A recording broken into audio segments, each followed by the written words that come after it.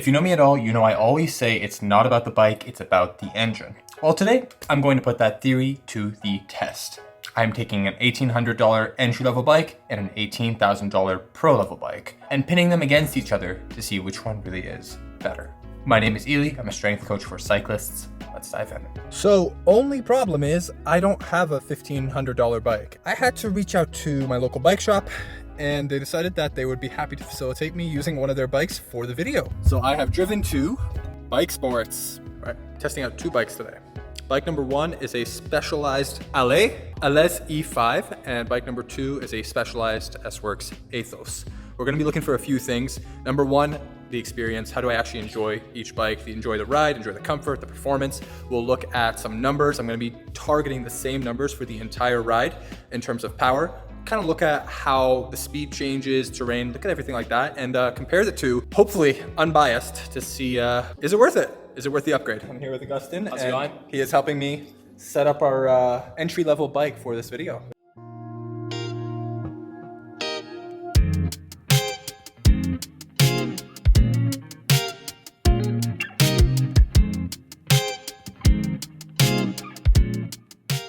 All right, Augustin, walk me through this bike setup here. No problem. Yeah, so this is the Specialized Allez Sport, very enjoyable bicycle.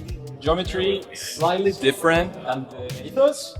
It's just a little more relaxed for people who are more entry-level, just getting into sports. 8-speed drivetrain, Shimano Dura-Ace. Still pretty capable if you have the motor or the engine. That's true. So, oh my god. So of course it's moving, but 10.26 to go delta. 10.2. What's it? 10. Let's say 10.2. 10.2. 10.2 kilos. First impressions, I have not ridden a mechanical bike in a long time, and this thing is heavy. So while I'm riding to the segment, let me actually walk you through the route selection and why I chose it. I had to stay close to the bike shop. I didn't want to go too far away as I'm using their bike. And so the best stretch that I could get non-stop with no traffic lights was a 2.44 kilometer section, or 1.5 miles. This was the longest stretch of road that I could get uninterrupted for the time being. After that first interval, I got a little bit of rest and then I went to a short, punchy climb. And that was a good one because I was able to actually test out how the bike handled and whether the weight difference made a big difference when the gradient was high. I'm riding the Allez now. First impressions, it's actually not that bad. Is it the most comfortable ride? No. Is it the fastest ride? No, I've run out of gears already, but it's not that bad. But oh my gosh, I'm really lugging these pedals to get up these hills. I can feel like I have an extra 10 pounds on me. So before I actually did the first interval, I decided to pull over and calibrate my power meter to get as most accurate data as possible. I wanted to hold 250 watts for the entire 2.4 kilometer stretch, and I'm happy I was able to do that.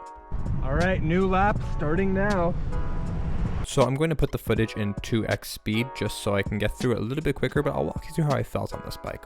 The bike overall was not bad. It is honestly what I would expect for an entry-level bike. Mechanical shifting, it was heavy is probably the biggest thing, but seeing that the geometry and the way that the bike's set up was for more entry-level, it was actually quite comfortable.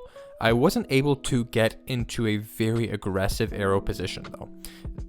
Now, the saddle itself was causing me a little bit of discomfort, but it wasn't the worst thing in the world. Speed was probably my biggest limiting factor due to the gearing. I ran out of gears fairly quickly, especially when getting to the downhill section of this segment, and I literally maxed out the gears. I did not want to pedal above 110 RPM. You can see I'm already at 106. I slowed down 107. But for mechanical shifting, I was actually quite surprised by how responsive the bike was. It shifted a lot quicker than I expected, and I'm coming from a Dura-Ace Di2 bike, so this was a pleasant surprise. Interestingly enough, my rate of perceived exertion here was actually pretty high. I felt tired, I felt out of breath, despite this being a tempo effort for me. And I genuinely think that the geometry of the bike and the way I was able to produce power was not helping me as much compared to my bike. Granted, I might be a little bit biased because I've been on my bike for years now and I understand how it works and how I can produce power and how I'm comfortable on it. But I felt like my legs were not able to produce the power I wanted, and my rate of perceived exertion was a lot higher for this effort and for the next effort as well, despite holding the exact same wattage for both intervals.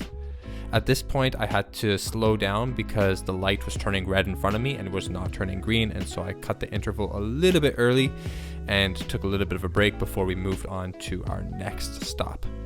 So next thing we're gonna do is a short, punchy climb, see how the bike performs, how it handles, and I'm literally just gonna go all out for it. So caveat being, I'm probably gonna be fresher for the first time on the entry-level bike than I am going to be on my bike, but I'll fuel up between, so that'll probably help. Yeah, let's see how it handles. You can see that the power data is lagging a little bit, but I'm going to review everything post-ride when I get home, and we'll review the data and the speed and everything. Only thing was, I felt like I was not able to produce power as well as I wanted to. It felt like I was dragging a trailer behind me and that this bike was not allowing me to produce as much power as I was capable of. Despite me pushing and pulling these pedals as hard as I possibly could, and even being fresh for this particular interval, I was not able to produce the power that I wanted to, and you can hear me complain here. So heavy!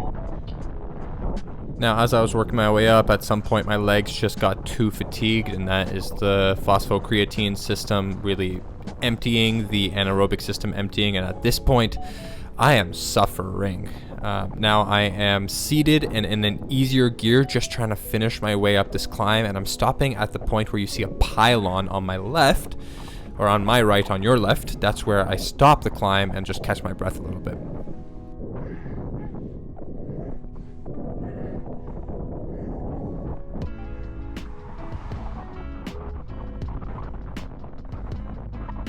All right, bike number 1 done with the Allez. Biggest thing I noticed, I felt like at least 15 pounds heavier. But honestly, it wasn't too bad. It was not too bad. We're transitioning now. I'm recharging, catching my breath, having a few dried mangoes, and then we'll move on to the Aethos.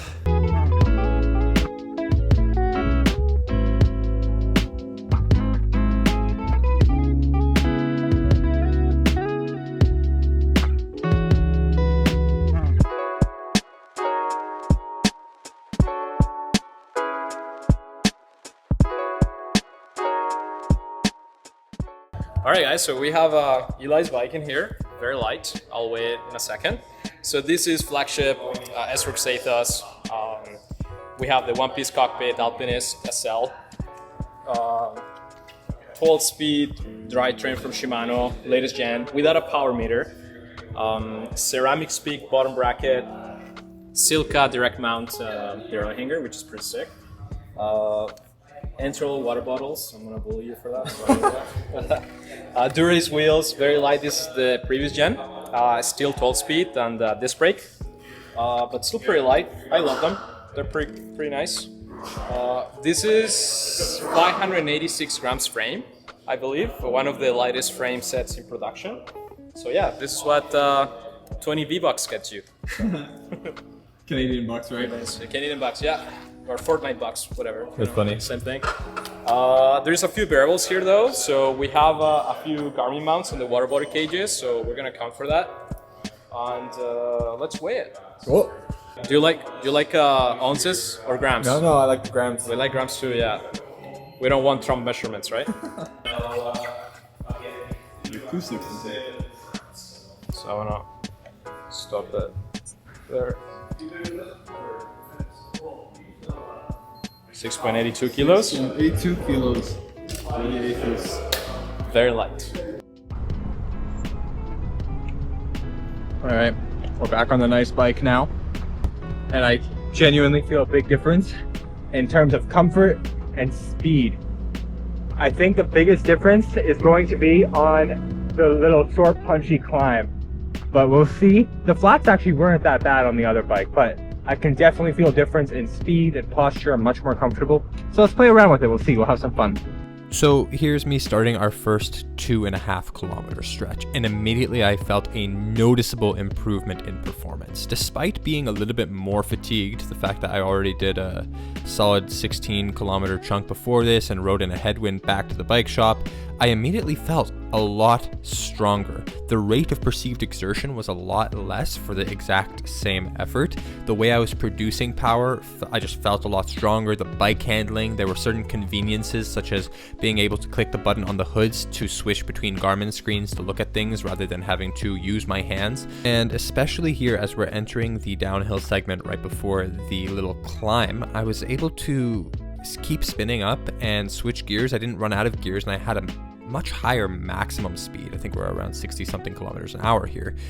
Even though I was holding the exact same power, I was going a lot faster. The gearing was in my favor. I was able to get into a more aggressive aero tuck. My butt on the saddle felt a lot more comfortable, and that also is a saddle, so you can change that if you really wanted to. But overall, just the way I produced power, everything felt cleaner. I was able to rest on the hoods more comfortably.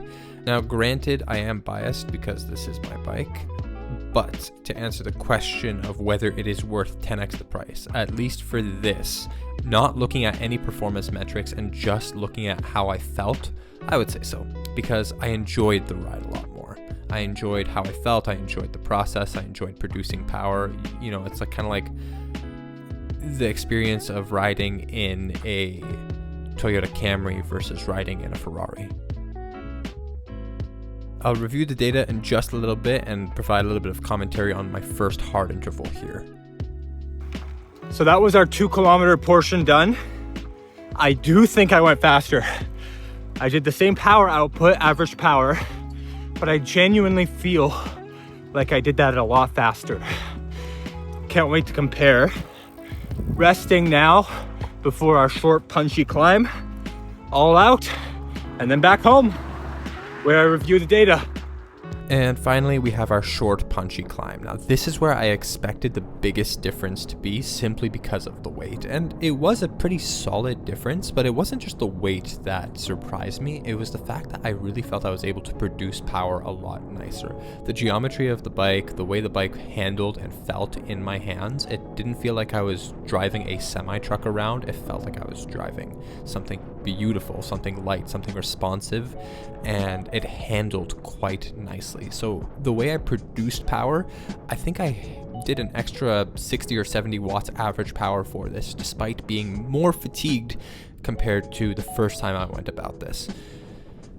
Kind of had me questioning whether it was the bike or if it was the engine at this point, because I felt like I was a lot stronger, like the engine was actually supported better when it was in a nicer frame, like I wasn't being as held back when I was in a separate bike. And it also made me question other things as well. But let's get into the analysis, review the results, review the speed, and go from there. So I'm analyzing the data now. The only caveat is I don't have heart rate data. That's on me. But I can tell you about relative effort and how I felt in terms of rate of perceived exertion for each interval. All right, so here we have my ride. I'll start from here. This was my lap. And I believe it ended right over here. Maybe I can zoom into it. Because the only problem was for this one, I had to stop because the light was turning red. So let's end it. Yeah, we could say around there. That's when I stopped pedaling. Okay, so this was 2.34 kilometers. I was still pedaling actually, so let's unzoom and go a little bit further. The average wattage was 250, average cadence of 92, average speed of 35.6 kilometers an hour. So let's keep that in mind. My max speed was 52 kilometers an hour. On the first bike, on the Allez, I felt like I ran out of gears. Like I didn't really have enough gears to take advantage of this decline here. And this was a nice decline. Now over here, I felt a little bit heavy. So my max speed was only 52. It's not even that high. But anyways, 35.6 kilometers an hour. We did it in 4 minutes and 8 seconds. Great. Now, second time we did this, 2.44 kilometers, we did it in 3 minutes and 34 seconds. Again, average watts was actually 2 watts less, so 248 watts. Average cadence of 94, average speed of 41. That's substantially higher with a max speed of 60.6 kilometers an hour. Reason for it is I really had gears and I felt like I could get more aero. The drops were more comfortable for me on my bike. And I actually had gears that allowed me to keep pedaling at a comfortable cadence rather than spinning up to over 110 to keep getting faster. So that's a pretty big chunk. That's a big difference. Do with that what you will. Okay, second one I want to look at here is my 1 minute short punchy climb. So the first time I did this, let's just look at power for a second. And we'll look at that 1 minute. The first time was 1 minute and almost 8 seconds, 1 minute and 7 seconds, 0.9. I able to average 500 watts with a max wattage of 722. Cadence was 77 as I was standing for it, and an average speed of 17.8, max speed of 26.1, within 0.34 kilometers an hour. I can tell you with this one, I felt like I could not produce the power. I felt so much heavier, even when I was trying to produce the power the same way I did with the other one. And even though I was more fresh for this one, all my force, I couldn't produce it. And I just felt like I was lugging around an extra 20 pounds, which basically I was. Second time I did this short punchy climb, I did it in 59 seconds and 0.75. I was able to average 557 watts with 870 max watts. That's an 8-second difference. Average cadence 75, again, standing the entire time, 21 kilometers an hour, max speed 27.6. So temperature outside is 37. 8-second difference. That's a lot. That's a lot for such a short climb. Granted, it wasn't all just in the bike, but also the way I felt comfortable with the bike, the way I was able to handle the bike, and the way I was able to produce power on the bike. Not necessarily the bike frame itself or how heavy it was or how aero it was, but how I felt when I was riding it. And that's where we got to take a look at not just technicalities and the specifications of the bike, but actually how you feel. How much do you enjoy the bike? Makes a huge difference. But here are the numbers, there you have them. Now, let me give you my honest thoughts. If you have the means to afford a beautiful, gorgeous, high-end bike, get it. It's more enjoyable of a ride. I felt comfortable, I felt light, I felt agile, I felt in control, it was responsive, I felt aero, the climbing was easier, everything just felt higher end. Is it worth 10x the price? I'd say so. Probably for my own use, yeah, I would say so. Because I enjoyed the ride a lot more. It's kind of like if you have the means to afford a McLaren or a Porsche, buy it.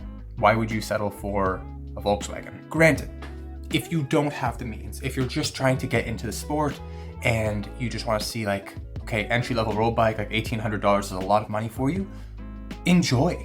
It got the job done. I had fun. It was more comfortable than I expected. Granted, it was heavy, but I was actually surprised how well it did. It is both the bike and the engine. The reason I say it's not the bike, it's the engine, is because I've used this $18,000 bike on several group rides with older people who had less expensive bikes who still destroyed me. In this specific video, I didn't actually change the engine variable. I only changed the bike. It's like taking the same engine and putting it in a McLaren or putting it in a Honda Civic. But you will always, always, always get more bang for your buck when you upgrade the engine. Upgrading the bike is amazing. I personally upgraded the bike. I guess the question is it worth spending extra $18,000, $16,000 to shave a few minutes off your ride? Or is it worth spending that amount to shave weight off yourself, get healthier, live longer, be stronger, ride faster, be smarter and sharper, live better, and a host of other things? My opinion, if you have the means, upgrade both. But one will always give you more of a bang for your buck. And if you are interested in training less and seeing better results, training smarter, not harder, and upgrading the engine alongside the bike, I have a free 64-page ebook that I put together called the Lean Cyclist Blueprint. And all you have to do for it is text me blueprint on Instagram at Allez and I will send it your way completely for free. And as always, my friends, we'll catch you next time.